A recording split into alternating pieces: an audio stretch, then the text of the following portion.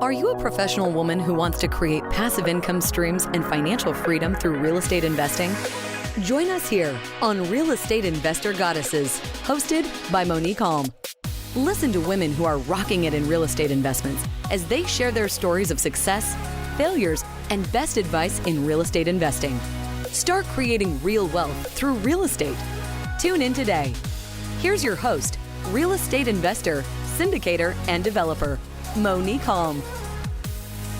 Welcome to the Real Estate Investor Goddesses podcast. I'm your host, Monick Halm, and on this show, I interview badass real estate investing goddesses, women that are crushing it in the real estate investing sphere. And I am super excited to have with me Melissa Johnson, who has been crushing it in a lot of areas of real estate, especially flipping. She's been flipping houses in San Antonio, Texas since 2003 and has done over 1,000 house flips, which is incredible. So anybody interested in flipping, pay close attention. She knows what she's doing. She also has built a portfolio of rental properties and real estate notes. She wholesales to all of this while raising 5 children. She provides coaching, support, education for other high-level real estate investors nationwide. And she's the co-founder of the San Antonio Invest Her Meetup Group and an active member of the Forbes Council on Real Estate and the National Association of Women Business Owners. I love her she has a heart to help other women. And so we share that mission. She's a soul sister. She's dedicated to the success and empowerment of women in real estate and in business. And I'm thrilled to have her. Welcome, Melissa. Hi, thank you. Thank you so much for having me. I'm excited. I'm excited to have you. So you have been in the game since 2003. How did you get started in real estate investing? Quick story. Was working at a cubicle job, pretty boring stuff. I like the people that I worked with, but it was very corporate, we worked for a defense contractor. I worked for a defense contractor. And the person I was dating at the time, who I later ended up marrying, his father was doing real estate, and we started talking about it, and he was just talking about how great it was with seeing his dad like having this amazing lifestyle, traveling around his RV and just having all these doors and all this stuff. And so it kind of got me excited about it, because I'd never been like an entrepreneur, but I guess it was in there somewhere, but because of the way I was raised and everything, I just never tapped into that. And so, when we decided to do it, it was kind of like an adventure, and it was more, it was really like about the lifestyle and the freedom that could provide for us. So yeah, that's how I got started with all that, just being fired up by other people and actually seeing with my own eyes, like what that life could be like. It was very motivating. That's great. So what was the first deal that you did? The first deal was it's been so long now, it's like 17 years ago, but I think it was I want to say it was a probate. No, it wasn't a probate. We got it from a mailer. That's what it was. We had these crappy postcards that had like these dollar signs falling from the sky. And the lady called us from it. So it had been on fire. And instead of the people taking the insurance money and fixing it up, they actually bought another house, moved away. So the house had been sitting vacant for a while with all this fire damage. And then there was like a whole bunch of stuff with it. I don't remember all the details, but I do remember, I think they lost the deed and like all this other stuff. And then attorneys had to get involved. So we basically ended up flipping the deed, I think is what it was. Like we just flipped the piece of paper on it because he wanted to buy it, fix it up and whatever. So actually the first deal wasn't even it was like all the difficult things at one time.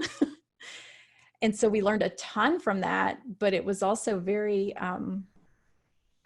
challenging for a first deal, Yeah. So we were all excited, like we're going to buy this house, we're going to fix it up and it's going to be so cute and everything. It's like, oh, okay, we're not going to do that. But we just made $15,000 or whatever it was on it. And after that, I was hooked. So you essentially wholesaled that deal in the Mm-hmm. end, and it made a nice profit. That's awesome. Yeah. And and then what was your first flip when you actually did a flip? First flip was, I think it was another burnout house actually. And I remember it was Kentucky Avenue. And we got this house. It had fire damage too. And we rehabbed it, fixed it up, and sold it. And I will never forget selling that first flip. It was crazy going through that whole process just in and of itself, a fire damaged house, having to find a contractor, making sure permits were right, all that stuff, safety issues were addressed, all that kind of stuff. But then when we sold it, when we got the check, I was like, holy cow, this was my entire salary for a year at what I was making at the cubicle job. And so again, I was like, this is awesome. Like, why am I still in the cubicle? This is why we do real estate. I Awesome. know, it was great. When you're not used to that, when you're used to getting a paycheck, your paycheck every 2 weeks is like $1,200 or $1,500 or whatever, for me at the time was. And then you get a check for like, 35,000. It was like, wow, this is awesome. That's great. So now 1,000 plus flips later, um, what's your current focus? What's your current investment strategy? So right now, I've really backed off the flips just because I love doing flips. I love doing the transformation. I'm a creative person. I'm also an artist. So that part I really love and enjoy, but it is very time intensive Yes. and time's at a premium. And especially right now, kids are home, and now with school starting and homeschooling kids and all that kind of crazy stuff, I've kind of put flipping to the back burner and focus more on wholesaling. But also, I went through a divorce early this year. And so I ended up losing a lot of properties that I had for passive income, like rentals and notes and things that I created over the years. So I'm looking to replace a lot of that passive income too. So I'm kind of focused on that. And then just launched a coaching program for female entrepreneurs in any business. It doesn't have to be real estate. And just really focusing on that right now, just taking all that and, being able to help others has just been really satisfying. It's a job. It's very active, and yeah, I'm much more about the passive income streams Oh nowadays yeah, too. me too. Uh, It yeah, changes as you get older, it's like yeah, your goals and stuff change. Now I'm looking more towards future, like I don't want to keep doing this yeah, forever. Eventually I would like to retire, rest, just sit back and, get my rent payments and my interest payments and yeah. Flipping and wholesaling are great to get you the chunks of money that you can then put into the long-term hold stuff. for sure. And that's kind of been, that's been where I'm heading right now. Yeah, beautiful. I want to ask you a question that I ask all my guests, and this is my favorite question because I feel like we get the most gold on this one. What was your biggest mistake, and what did you learn from it? Ooh.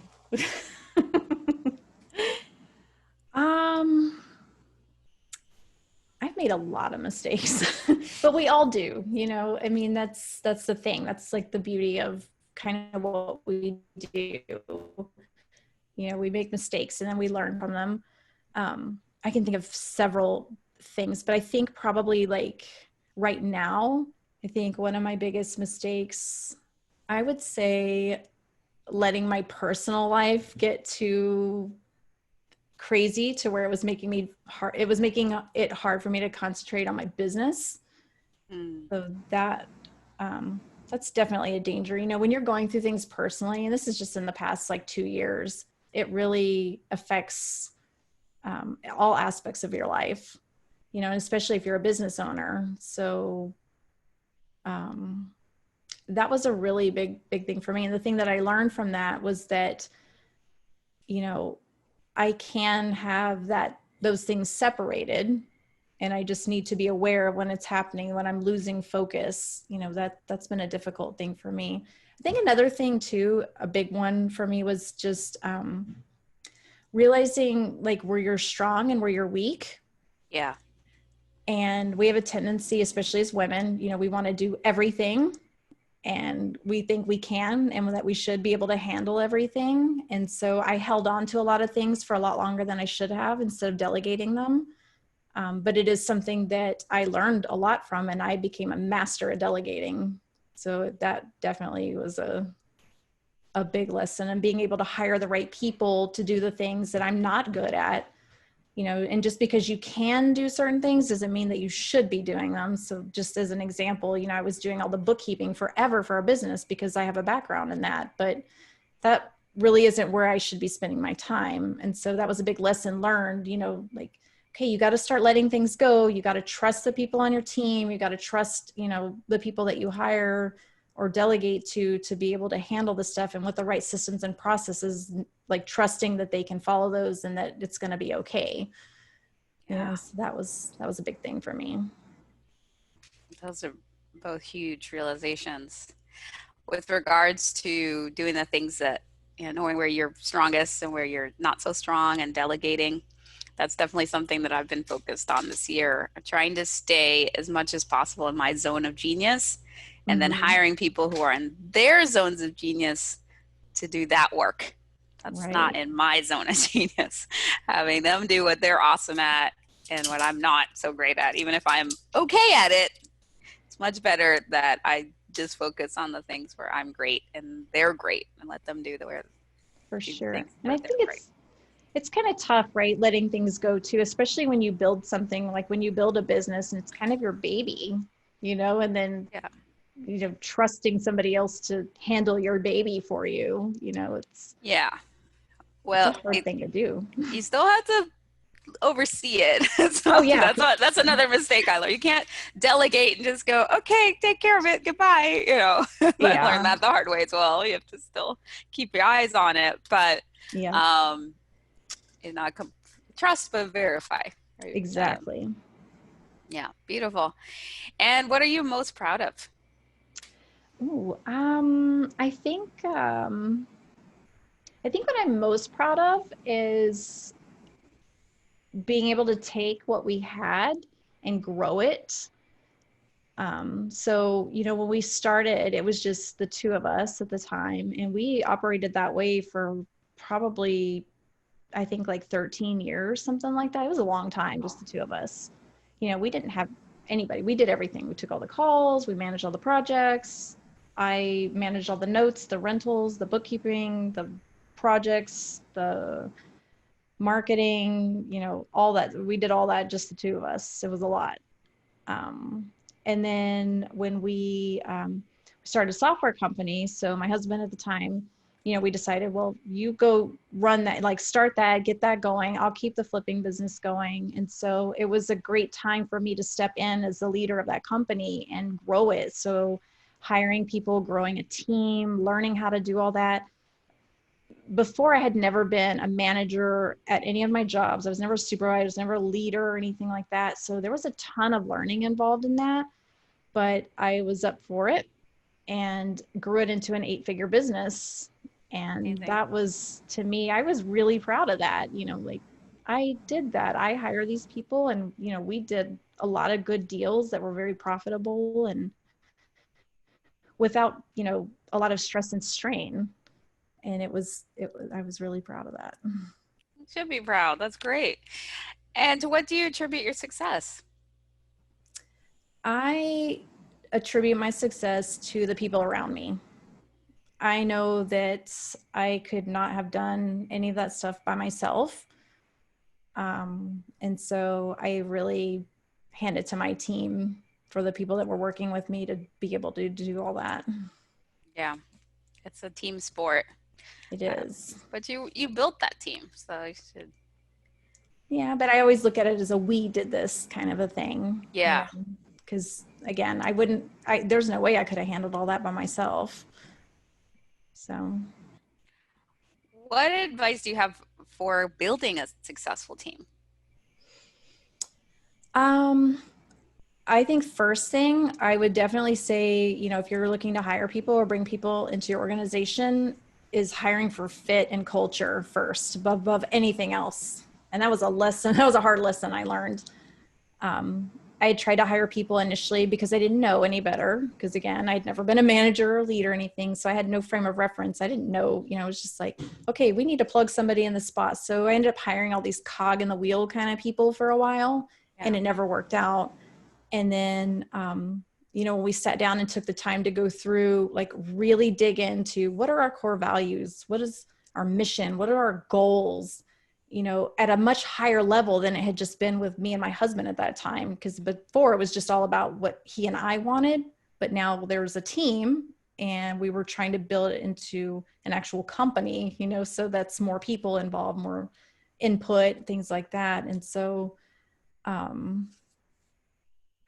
I think that doing that, like hiring, making, like pegging, figuring out what all those things were, like what are our core values, like what is our mission and stuff, but then like plugging people in that fit into that was really important. And I'm just really honest with people when I hire them. It's like, here's where we're at, here's where we want to be, this is our culture.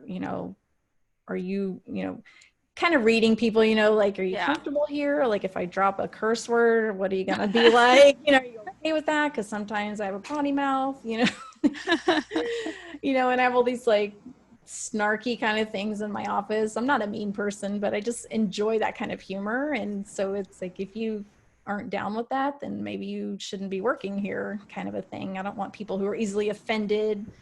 We have a very open culture about, talking about things. And, I always want input from people. And I think that's another big thing when you're hiring, is just to hire people and letting them know that you want their input. They're part of that team. Don't be afraid to come to me with a suggestion to make something better or a different way to do something, and if it works, great. If it doesn't, if I don't want to do that, I'll tell you why, because maybe it's something we did in the past and it didn't work for this reason, that kind of thing. So just like really open, good communication, and hiring people that are willing to be that way or who are already that way is really big. The cog in the wheel does not work. Yeah, well, it's also great that you created a culture where that's okay, because a lot of cultures, that's not welcome, right? Yeah. So beautiful. What, before we, well, I'll ask you this question. What do you wish you'd known at the beginning that you now know?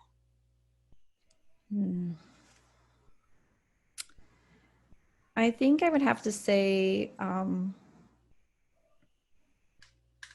I wish I would have known, one, that it's okay to ask for help, and two, probably how to delegate. I think we went way too long trying to do too much ourselves, and it really created a situation where our lives completely revolved around the business instead of the other way around. Yeah. So now my focus is, I want a lifestyle business. I want to be able to work when I want to travel, to be with my kids. That's what's important to me.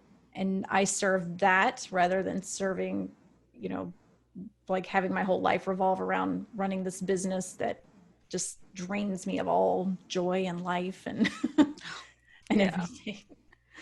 That's the whole point, I think, ultimately, of doing real estate and getting yourself financial freedom so you can be free and have a lifestyle you desire, as opposed to being a slave to a business. Absolutely. Yeah. I was that way for a very long time. And it's like, man, I'm getting kind of tired and burned out, and I'm getting kind of old, and I got a lot of kids, and there's a lot of things happening here. I need a break.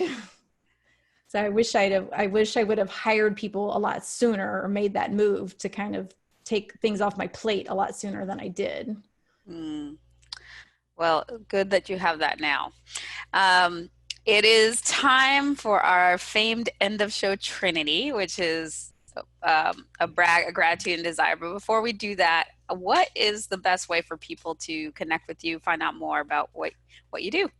Sure. It's I have a website that I just launched recently. So it's themelissajohnson.com. So there's info there about kind of who I am, what I'm doing. Also on LinkedIn and Facebook, just as Melissa Johnson, Melissa McRae Johnson. I don't know why that's on there like that. People always keep putting me like that. And it's like, that's my name, but I don't ever go by that, just Melissa Johnson. And then my Facebook business page is Melissa Johnson REI. So people can go there. And then Instagram, Melissa Johnson 8 is where I have a lot of content. So I'm putting out a lot of content, just things about, you know, how to grow your business. If you're an entrepreneur, things to watch out for, personal development, a lot of that kind of stuff on there. We will share the links in the show notes. Okay, so now it is time for our famed end of show Trinity. What is your brag? What's one thing you're celebrating? So my brag is launching the E3 coaching program. That's the 3 E's are to encourage, educate, and empower female entrepreneurs. So I'm very, very excited about that. I'll be launching a challenge with that soon on Facebook. So you heard it here first. Awesome. Yeah, I'm pretty excited about that. Yeah. Very well bragged. And what is one thing you're grateful for? I am grateful for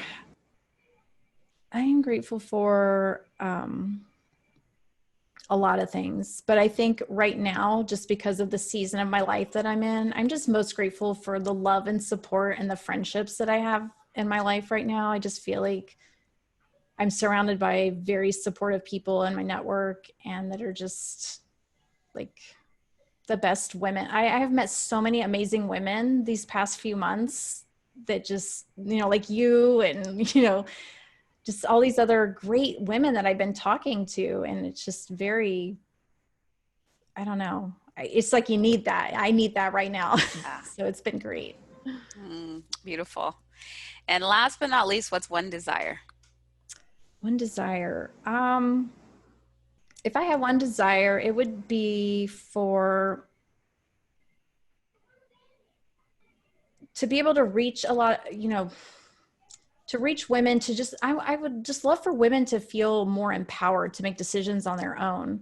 You know, I've been talking to a lot of women with coaching and stuff, and it's like, there's this fear almost of making a decision about doing something. And there's all these other, you know, like, well, I have to talk to my husband about this, which I understand if that's a respect thing. I'm not, you know, dogging on that at all, but just, you know, having the courage to make a decision to make a change for yourself and not worry about what anybody else thinks or anybody else's approval or anything like that, just for women to feel empowered to do those things. Because I think there's a lot of women out there that want to take a next step, but are afraid to, and maybe they don't feel supported doing that. And so I would love for that feeling to go out. And that's kind of why I do what I do, because I want to create a ripple effect. I want to empower and help somebody so that they'll go out and do that for somebody else and keep that going. I think is so important. I'm raising 4 daughters. You know, that is something that I'm very invested in. All my girls are power women, even the 12-year-old. Love that. Well, so shall your desire be, or so much better than you can imagine, under grace and in perfect ways. Yes. Well, thank you so much, Melissa, for being on the show. You guys can connect with her at themelissajohnson.com. You can connect with me at reigoddesses.com or at reigoddesses on all the social. But definitely go on the website and find out more about our events, do the free training on how to get started in real estate investing, even as a busy professional woman. You can download a copy of my new book, Investing in Real Estate from $1 to $1 million, investing strategies for every budget and every goddess. There's a lot of goodies on there, so definitely check out reigoddesses.com and subscribe to the podcast, share with all your friends, and join us next week for another Real Estate Investor Goddess interview. Bye-bye. Thank you. Thank you. You have just listened to another episode of Real Estate Investor Goddesses. a show dedicated to sharing stories of women creating real wealth through real estate. If you found value on what you just heard, feel free to share with your friends. Visit us at reigoddesses.com to learn more about our programs and live events, as well as to access other resources. Until next time.